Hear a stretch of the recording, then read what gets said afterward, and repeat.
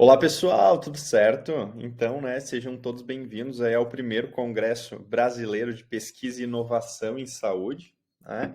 A gente vai conversar aí um pouquinho ao longo do dia de hoje, né, sobre os avanços, mas também os retrocessos do Sistema Único de Saúde, em especial na última década. Vamos falar um pouquinho, né, brevemente aí de um breve histórico, né, mas a gente tem que focar mais aí nos avanços e nos retrocessos que a gente teve ao longo aí da última década no nosso grande Sistema Único de Saúde, né?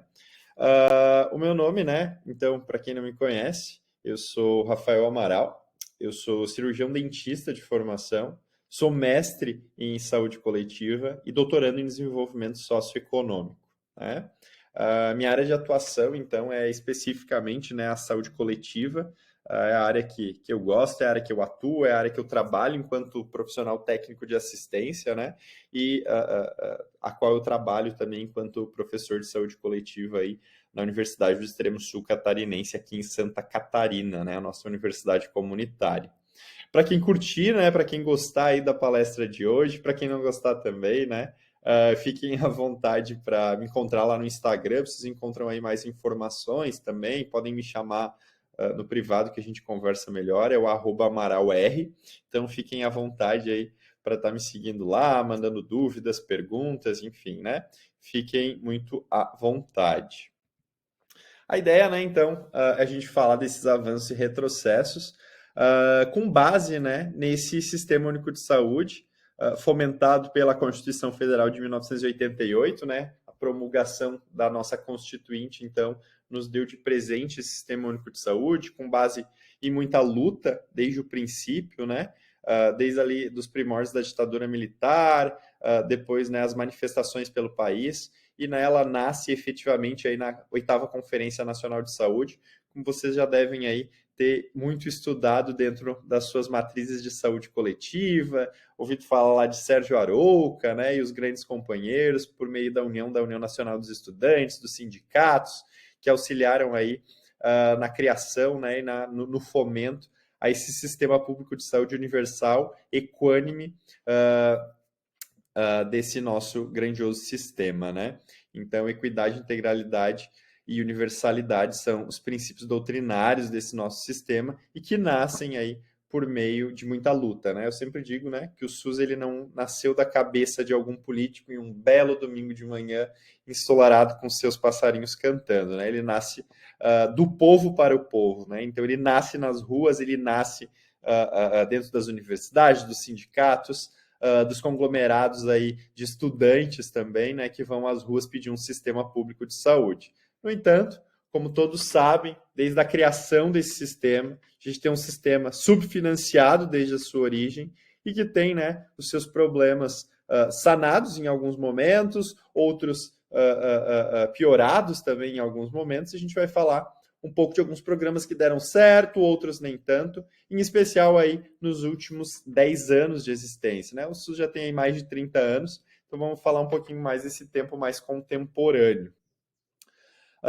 E aí eu dividi, né, a nossa atuação de hoje entre atenção primária, secundária e terciária, para a gente discutir avanços ou não ao longo do tempo nesses três formatos aí, né, nesses três sistemas de assistência, primária, secundária e terciária, né? Então vamos lembrar falando a linguagem aí do povo, né, o que é a atenção primária de saúde? É o postinho, né? Ah, vou lá no postinho de saúde, né, que os nossos pacientes chamam, né, mas são as unidades básicas de saúde, estratégia de saúde da família e todos os dispositivos que compõem essa rede de atenção primária.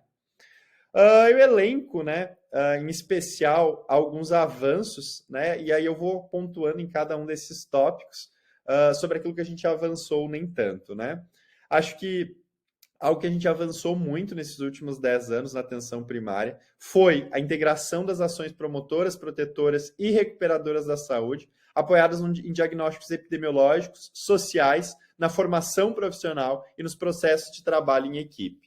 Então a gente tem que entender, né, que o SUS ele nasce, em especial a APS, aí, num sistema que é readaptado de um que já existia, né, que era um sistema basicamente médico-centrado, onde, né, essa saúde era centralizada nos médicos, mas basicamente as outras profissões elas não conseguiam se entender enquanto equipe multi. Então a gente teve anos aí, né, de avanços na questão dessa integração e principalmente na questão da equipe multi, na formação desses profissionais, com a questão das mudanças das matrizes curriculares das universidades também. Então, a matriz curricular que vocês têm hoje, ela é também um pedido desse Sistema Único de Saúde para formar profissionais preparados para atuar nesse sistema, mas isso não era realidade em um outro momento, né? Então, foi investido muito em formação de profissionais, nesse processo contínuo de formação também.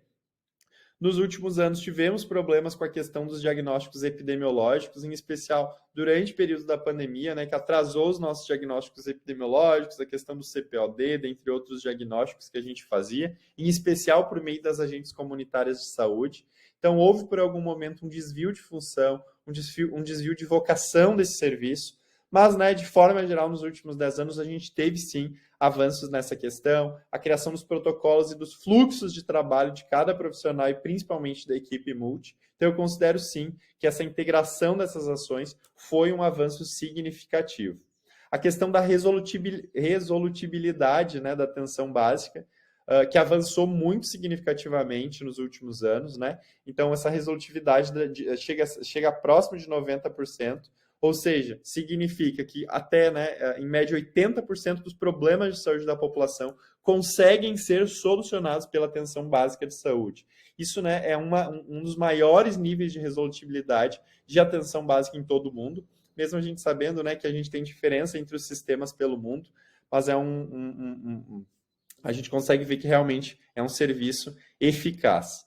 A questão da infraestrutura física e as verbas de custeio, a gente teve ampliação de verbas nos últimos anos. Tivemos, sim, né, um estancamento por conta da Emenda Constitucional 95, mas tivemos, né, uma priorização de recursos também. É óbvio que ainda falta recurso, mas a gente teve uma ampliação significativa, né, da infraestrutura física dessas unidades, desses serviços, nos últimos tempos, em especial, né, não com recurso federal, mas sim com recursos municipais. Então, os municípios eles adotaram realmente a questão da infraestrutura dessas unidades, então foi um avanço significativo. A gente também teve, por meio do governo federal, há 1 ou 2 mandatos atrás, um incentivo para a reforma e ampliação de unidades de saúde.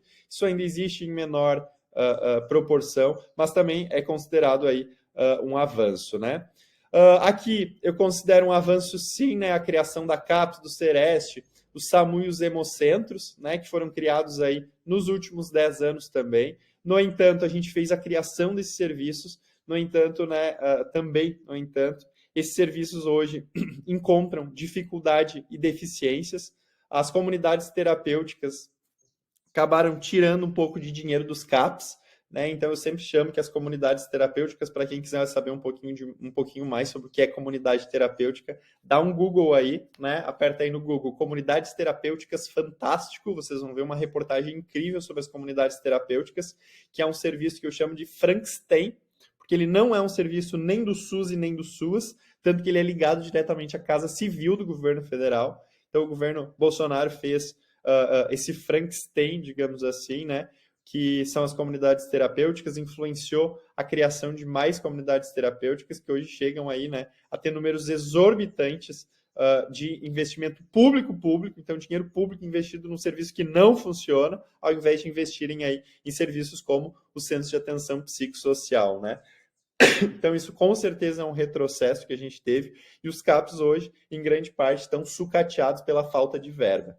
Então a gente teve um avanço na criação desse serviço, mas o financiamento dele, né, nos últimos anos, foi muito sucateado. Assim como a saúde do trabalhador, não foi um interesse do último governo investir na saúde do trabalhador, mesmo, né, com os grandes avisos que a gente, né, comunidade científica, fez ao governo, em especial num período pós-pandemia, com trabalhadores adoecidos, né, o burnout, né, e outros doenças incapacitantes para o trabalho.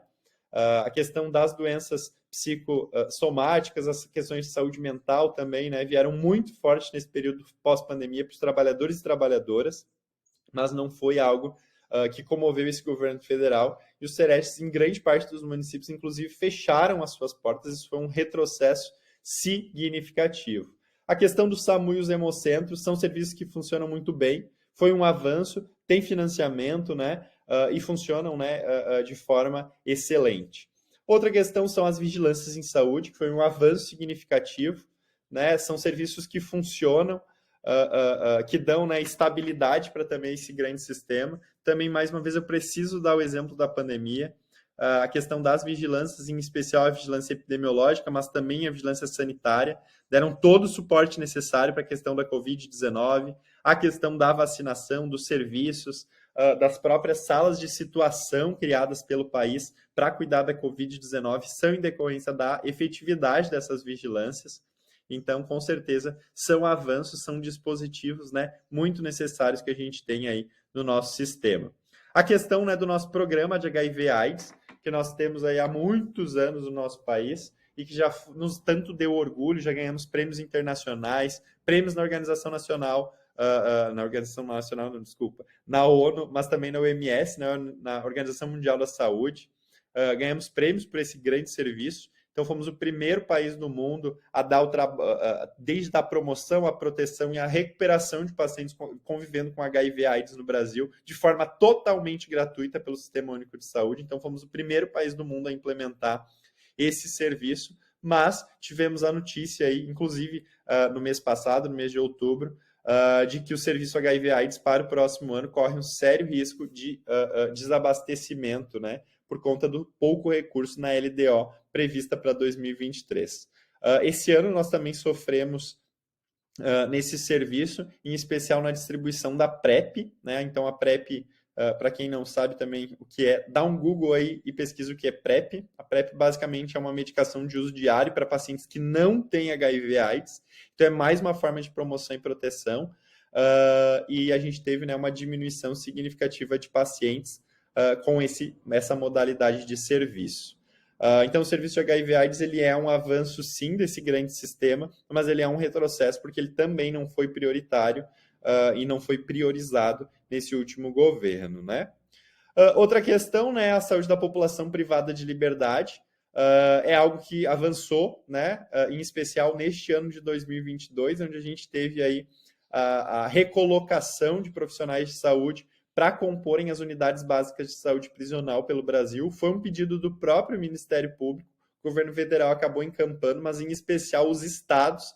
Então é um recurso que vem fortemente dos estados da federação. Os estados do Sul conseguiram recompor as suas equipes, as do Nordeste em alguma parte, os do Sudeste também, né?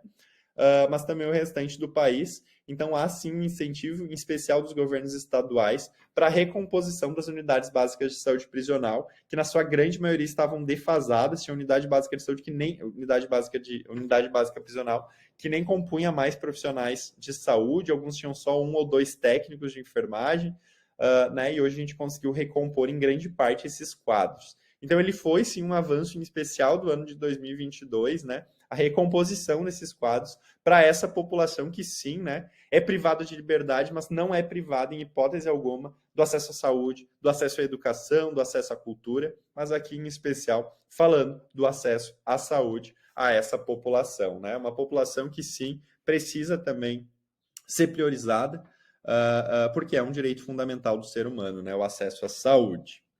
Agora, né, eu passo um pouquinho e a gente parte agora, né, para a questão da atenção secundária. O que né, são as atenção secundária aí para a linguagem popular? São os centros de reabilitação, né? Os CELS também, né? O SER, o CEL, enfim, né? Outras modalidades de atendimento que a gente tem, né, na atenção secundária de saúde. Então, né, alguns avanços foi, né, principalmente aí nos últimos 4 anos, a maior integração entre a atenção média, né, e a questão da baixa complexidade. Então, é uma reclamação que a gente tinha aí de muitos e muitos anos, era a questão da falta de comunicação entre esses dois serviços, né? Então, muitas vezes, a unidade básica de saúde encaminhava um paciente lá que acabou de passar por um AVC para os centros especializados em reabilitação, só que aí, né, esse paciente ia para o centro de reabilitação e nunca mais voltava para a atenção básica, ficava perdido nessa rede. Então, né, a construção dos fluxos e dos protocolos, em especial a questão da informatização entre esses serviços, auxiliou muito na integração. Por quê? Né? O paciente ele nunca deixa de ser da atenção básica. Mesmo que a gente encaminhe ele para outro serviço, ele precisa sempre continuar o acompanhamento dele na atenção básica. Só que esse paciente acabava ficando perdido nessa rede por conta dessa falta de integração. Nos últimos 4 anos, né, o governo que está posto ainda, né, priorizou essa questão desses fluxos e protocolos. Então, a gente tem sim hoje uma maior integração entre esses serviços e com certeza é um avanço significativo que diminui tempo de paciente na rede, diminui tempo de paciente no próprio CISREG. Isso auxilia muito, né, nessa questão e não deixa o paciente aí à mercê. A questão, né, que eu acabei falando aqui também é a informatização dos nossos serviços. A gente tem sim um problema crônico ainda que precisa ser pensado aí nos próximos anos, que a gente precisa adotar um modelo único de prontuário, a gente precisa adotar um modelo único nacional de modalidade de prontuários eletrônicos. O que acontece? Hoje tem pacientes que usam serviços da tem pacientes não, desculpa. Tem municípios que utilizam serviços de uma empresa, outros utilizam de outro, alguns estados utilizam um serviço de informatização próprio. Alguns utilizam o Connect SUS, né, já que é um protótipo aí do que vai ser um prontuário integrado, mas ainda muito longe de ser o ideal. Então, essa informatização ela ainda é um pouco lenta. Então, os sistemas eles não se comunicam entre si. Então, por exemplo, hoje, a gente recebe, por exemplo, aqui em Santa Catarina, um paciente que veio lá do Nordeste, por exemplo, né? Que veio, sei lá, né, lá da Paraíba, enfim, e esse paciente vem morar aqui em Santa Catarina. Eu não tenho informações sobre a vida desse paciente, né, sobre como era a saúde, como, né, quais exames ele já fez, por quais médicos ele já passou, por quais profissionais, né, quais terapias esse paciente já fez. A gente não tem. Né? Por quê? Porque esse serviço ele ainda não se integra. O que integra basicamente hoje é o sistema de imunização, que começa a funcionar muito bem, mas dados de prontuário a gente ainda está um pouco longe de conseguir o ideal, né? Mas grande parte dos municípios já estão informatizados, sim, com seus próprios sistemas. Eu particularmente acho isso um erro. Acho que todos deveriam adotar o mesmo serviço, mas é complicado. A gente também tem que entender que a gente sofre do gigantismo do Brasil, né? Um país aí com mais de 210 milhões de habitantes. Inclusive, vamos saber a quantidade real, né, no final desse ano. Se Deus quiser esse censo terminar, esse censo que já está atrasado em 2 anos, né? Mas quem sabe a gente consiga ter um dado mais real da população brasileira. Que assim seja. Um avanço muito forte, muito pujante que tivemos foi o incremento de custeio estadual para a média complexidade, né? Então, é um acordo feito com o próprio governo federal, onde o governo federal faz aquele repasse, que é de 150 mil reais mensais, né, que é a verba de custeio para os centros especializados em reabilitação, para os CELS também, né, enfim, para outros serviços que são de média complexidade. E que isso vinha sendo insuficiente, obviamente, né, pela questão da inflação, enfim, mas aí vem um aporte dos custeios estaduais, né, então os governos dos estados começam aí a adotar essas modalidades de serviço e auxiliarem também, fazendo esse incremento desse custeio e fazendo aí com que os serviços, né, de média complexidade funcionem muito bem no nosso país. Então, são serviços de referência, são serviços que estão funcionando de forma muito significativa. Né? Os centros de especialidades médicas, os centros de especialidades em saúde, os centros especializados em reabilitação. Tem alguns municípios aí adotando um outro Frankenstein aí, que é a tal da equipe multi, que eu não entendi muito bem o que é isso, mas o CONAS tem aceitado. Tá meio estranho, vamos ver como é que vai ficar isso para os próximos anos. Mas, né, são modalidades de equipes que têm sim o seu incremento financeiro e é um incremento significativo. São serviços que têm funcionado muito bem, os serviços de órteses e próteses, os serviços de laboratório têm funcionado muito bem em todo o país, né? Claro que a gente tem exceções em algumas unidades da federação, como tudo na vida, como também, né, efeito do gigantismo do Brasil, mas, né, é compreensível. Outro, né, avanço que a gente teve, né, foram a ampliação de algumas equipes mínimas, né, então inserção aí de fonoaudiólogos, terapeutas ocupacionais, que, né, há mais de 10 anos atrás a gente não tinha como uma equipe mínima de alguns serviços, a inserção do profissional de educação física também em algumas equipes, então a gente teve aí alguma flexibilidade para incrementação de alguns profissionais, algumas carreiras profissionais que não eram pontuadas anteriormente, que agora passam a figurar aí nos quadros de equipes mínimas. Tomar uma água que a garganta já está seca, né? E aí aqui eu passo, né, para atenção terciária, que eu acho que é uma das mais problemáticas que a gente tem, né? Então é uma rede muito complexa. O que é a atenção terciária, né? A atenção terciária são os hospitais, né? É alta complexidade. É quem ganha dinheiro nesse país, meu povo, né? É a atenção mais rica de todas, é a prima rica, né? Então, enquanto a atenção básica é a prima pobre, a que recebe aí menor recurso per capita, se por assim dizer, a atenção terciária é a prima rica, né? A que mais ganha dinheiro dos estados, dos municípios, e em especial do governo federal, né? É uma briga de foice aí para ver qual é o hospital que ganha mais grana. Mas também, em contrapartida, é a rede mais problemática de todas, é a da atenção terciária, né? É uma atenção que não se comunica com o restante da rede, a comunicação ainda é zero, comunicação muito ruim, né? O paciente ele baixa o hospital, seja ele pela modalidade que for, e tchau e benção, né? Sai com uma nota de alta, sem um encaminhamento muito claro para qualquer tipo de serviço, né? O paciente fica super perdido nessa rede e depende exclusivamente da atenção básica para reordenar essa rede. Então, a alta complexidade é um serviço mega problemático, um serviço que tem muita grana, muito dinheiro, mas que ainda não faz a roda girar, né? Então eu coloco, né, pontuo aqui, especial, né, o incremento, né, um avanço, por assim dizer, que se teve foi o incremento significativo de recursos financeiros na atenção terciária, em especial nos últimos 4 anos, eles receberam grana pra caramba, né, dos estados e dos municípios também, em especial da Covid-19, né, então cada leito de Covid era muitos mil na conta. Então os hospitais faturaram, os hospitais públicos, os filantrópicos, nem se fala, né? Faturaram muita grana aí durante a Covid-19. Mas a gente ainda sofre das filas intermináveis pelas cirurgias eletivas, né? Infelizmente, é um problema crônico do Brasil e que a gente já percebeu que não é injetando dinheiro que vai solucionar, né? Os hospitais receberam a maior quantia da história de dinheiro público nos últimos 4 anos, e em compensação, nós ainda temos as maiores filas históricas para a questão das cirurgias eletivas no nosso país. Então, aqui é um exemplo claro de que despejar dinheiro em uma forma de atenção não é necessariamente a solução. A gente precisa de gestão, precisa de fluxo, precisa de protocolo, precisa de contrapartida. Isso é muito cobrado da atenção básica e pouquíssimo cobrado da atenção terciária. É a atenção mais problemática que a gente tem. É uma atenção que não se comunica entre a rede, né? Coloco aqui, né, como problema de isolamento da rede. Ele sofre um isolamento crônico na rede, ele não se comunica, né? A prima rica aí do SUS, ela esnoba o restante, né? Então a atenção básica às vezes tenta comunicação, é ignorado muitas vezes, demora a ter resposta. É muito difícil, né? Com raras exceções que a gente tem aí pelo país, mas é um serviço muito problemático.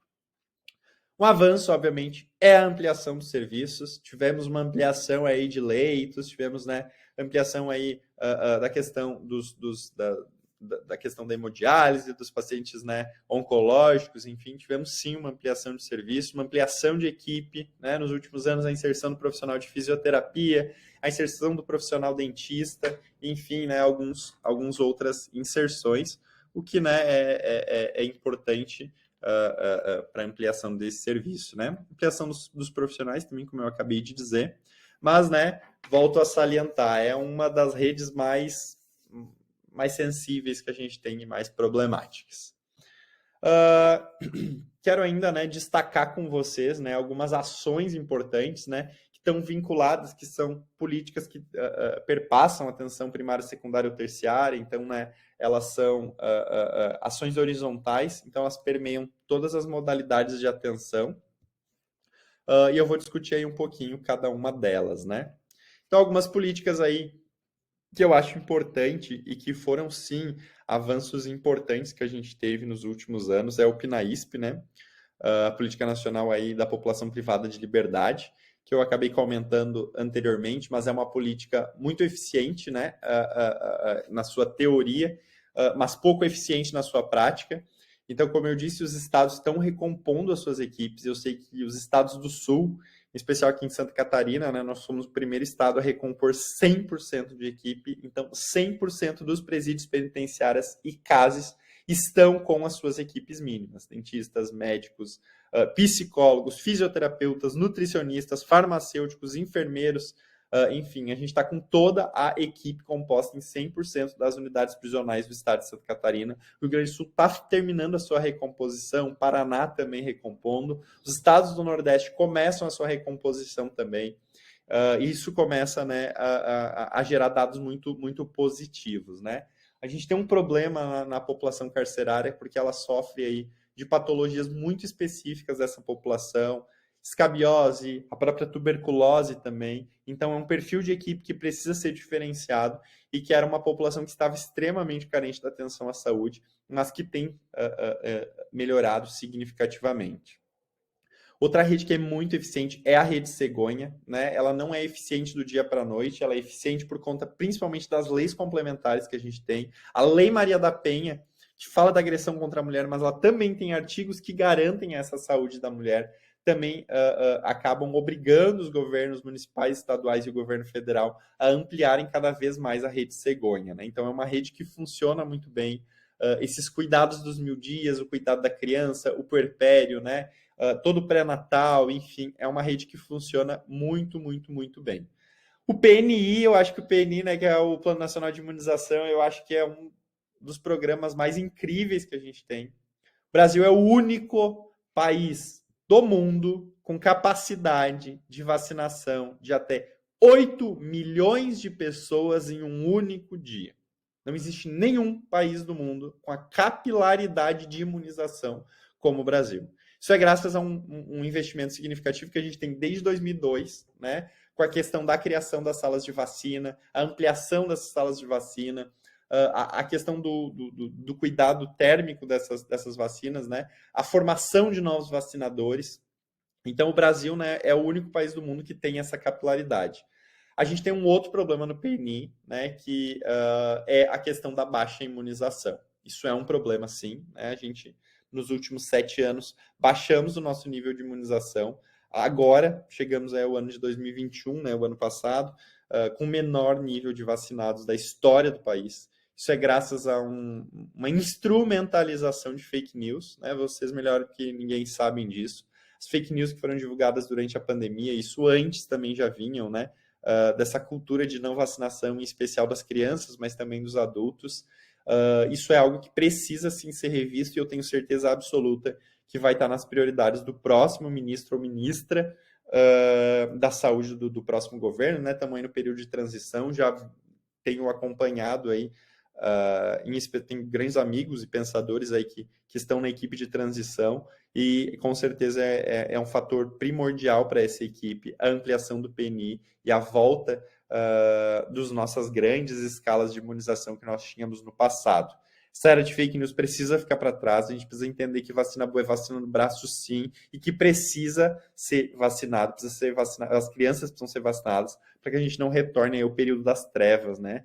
A gente teve aí período de poliomielite, enfim, e outras formas de patologia aí de volta. É isso que a gente não quer com toda certeza. Mas é um programa, assim, que funciona muito, muito, muito bem, né?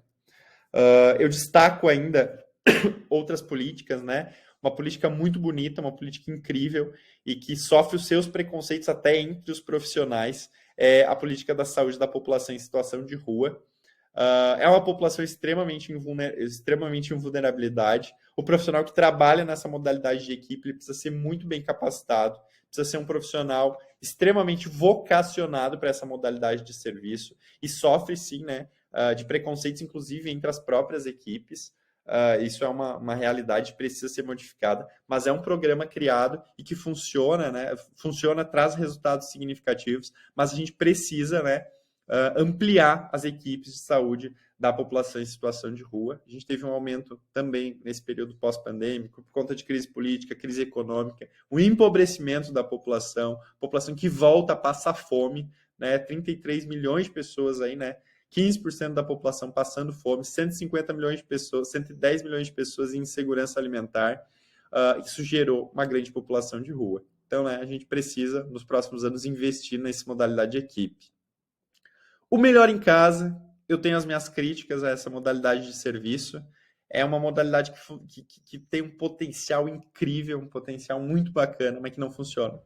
Isso é uma realidade. O Melhor em Casa ele não funciona direito por conta da falta do investimento em tecnologia, né? O Melhor em Casa, basicamente, é uma equipe, né, ligada à atenção básica, que deveria realizar atendimentos e procedimentos a domicílio para aqueles pacientes, né, que são acamados, domiciliados, com uma deficiência intelectual, deficiências físicas, enfim, seja a deficiência que for, seja ela transitória ou permanente, mas hoje não funciona. Por quê? Né? Por conta, principalmente, do investimento em tecnologias para que esse tratamento, né, ou que esse cuidado consiga funcionar da melhor forma possível. O Melhor em Casa hoje está um pouco jogado, ele mudou de nome, ele se chamava SAD anteriormente, o atual governo mudou o nome para Melhor em Casa, mas é um programa ainda muito complexo, um programa ainda que ainda não mostrou o que veio, tem muita dificuldade, os profissionais não são vocacionados, acabam caindo de paraquedas nessa modalidade de serviço, porque é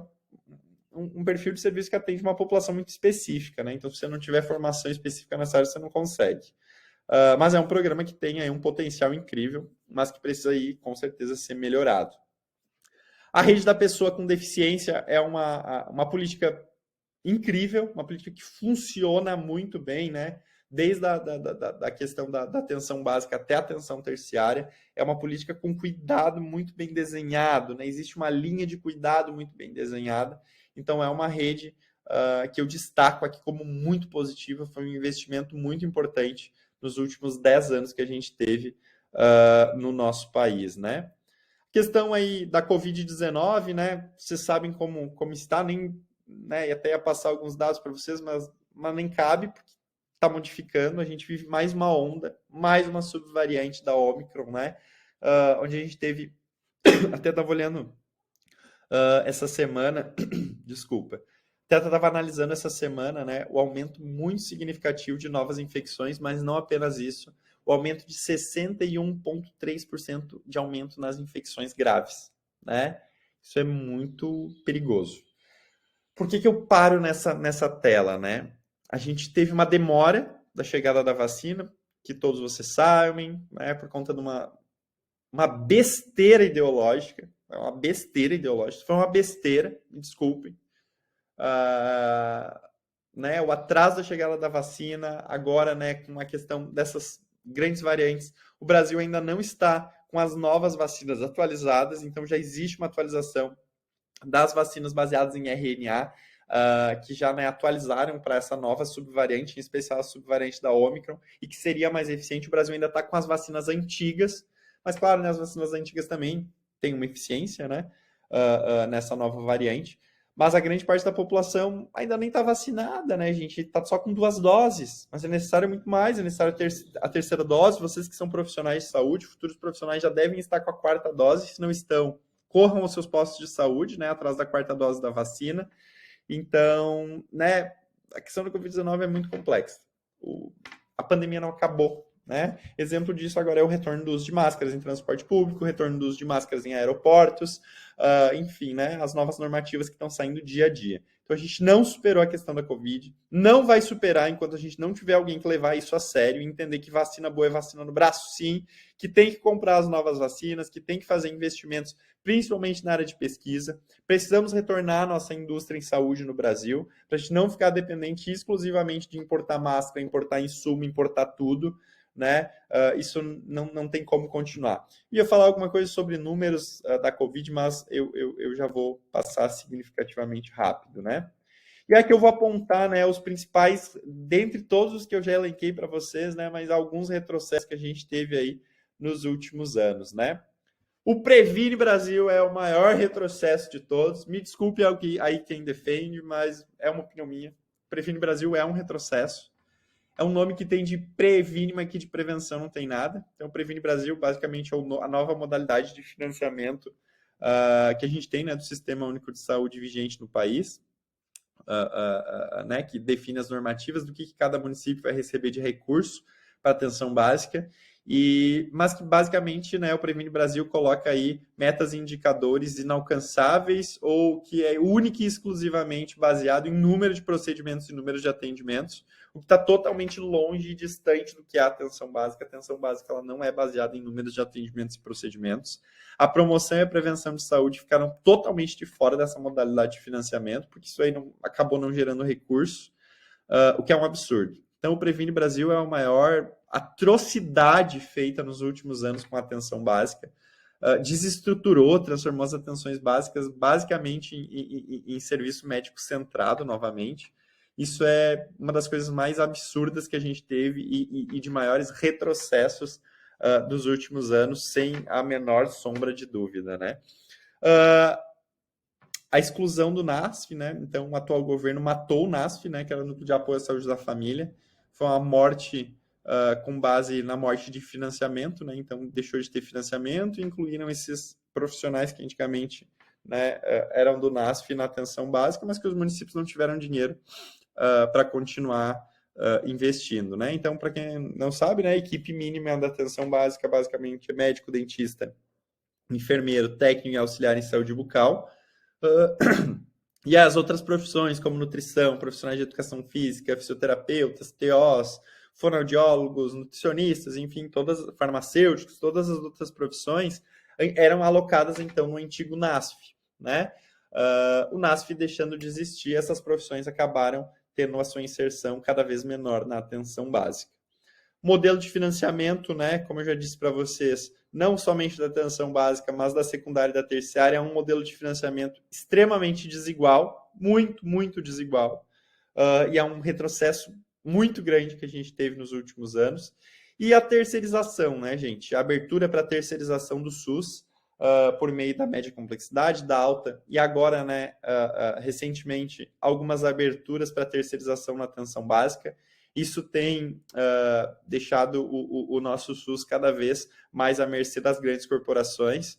A gente tem que entender que terceirização não é o caminho. Os indicadores já mostram isso, né? Os indicadores de saúde mostram que equipes terceirizadas acabam tendo menos ganho para a população do que as não terceirizadas. Então, isso é um modelo que precisa, sim, acabar, em especial nos próximos anos, né?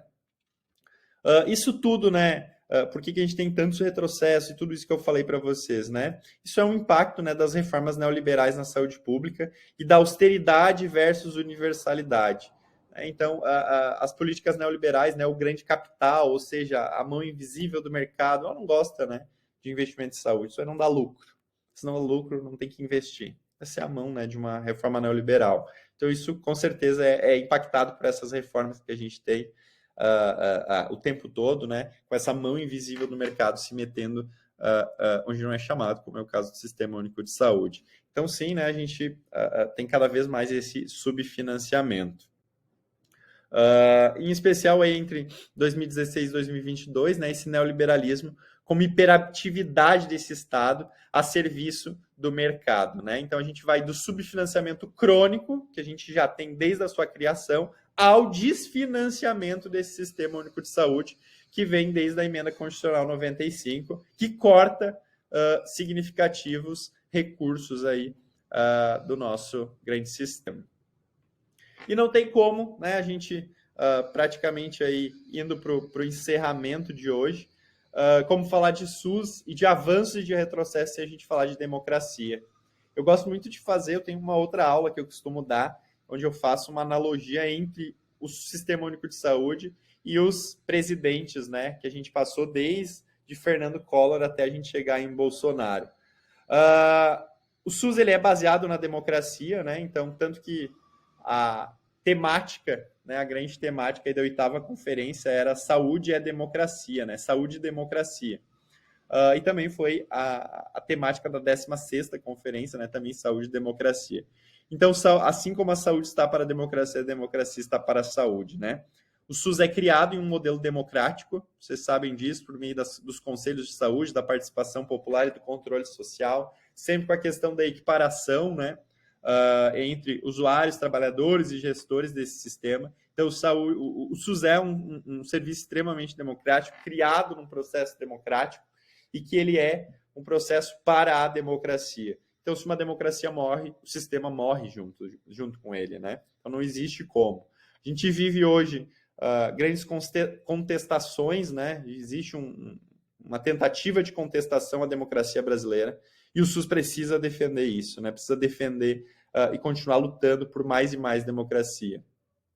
A democracia pode não ser o melhor dos sistemas, mas com certeza, né, é o que mostrou a melhor efetividade até os dias de hoje. Eu gosto muito da música, né? Que País é Esse? Da Legião Urbana, e gostaria aí, né, que vocês, ao longo aí do dia de hoje, possam refletir um pouquinho, né, sobre que país é esse, né? Nas favelas, no Senado, sujeira para todo lado. Ninguém respeita a Constituição, mas todos acreditam num futuro da nação. Que país é esse? Que país é esse? No Amazonas, no Araguaia, na Baixada Fluminense, Mato Grosso, Minas Gerais e no Nordeste, tudo em paz. Na morte eu descanso, mas o sangue ando solto, manchando os papéis, documentos fiéis. Ao descanso do patrão, que país é esse? Terceiro mundo se for, piada no exterior, mas o Brasil vai ficar rico. Vamos faturar 1 milhão. Quando vendemos todas as almas dos nossos índios num leilão. Que país é esse?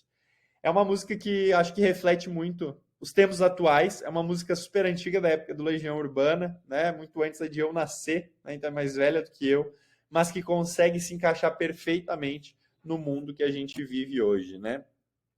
E aí eu sempre pergunto, né? Democracia para quê ou para quem, né? Então eu me despeço de vocês com essa imagem que me machuca extremamente, sempre me machuca, porque eu acho que falar de SUS, falar de avanço e retrocesso é falar de processo democrático e de democracia. Então, me despeço com vocês, como eu disse no início da palestra de hoje, né? Fiquem muito à vontade para me chamar na rede social, no Instagram, @AmaralR, a gente bate um papo por lá. Vocês podem me encontrar no YouTube também, né? Rafael Amaral.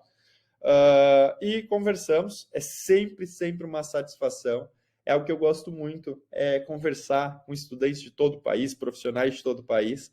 Eu gosto muito de palestrar, workshops, cursos, então sempre que me chamam e eu consigo um espacinho na agenda, é algo que eu faço sempre questão de participar, porque eu acho importante essa troca de informações que a gente consegue só em eventos como esse. Então, gratidão pelo dia de hoje, que tenhamos aí um fim de ano mais tranquilo, mais em paz. Acho que tudo que a gente precisa nesse momento é de calmaria, de paz e de tranquilidade. Que tenhamos dias e momentos melhores. Que 2023 venha com esperança. Acho que a esperança do brasileiro nunca morre, não deve nunca morrer. E eu sou muito otimista nesse quesito. E que tenhamos dias melhores. Fiquem bem, fiquem em paz e um bom resto de ano, um bom fim de ano a todas e a todos, e contem sempre comigo. Grande abraço e tudo de bom.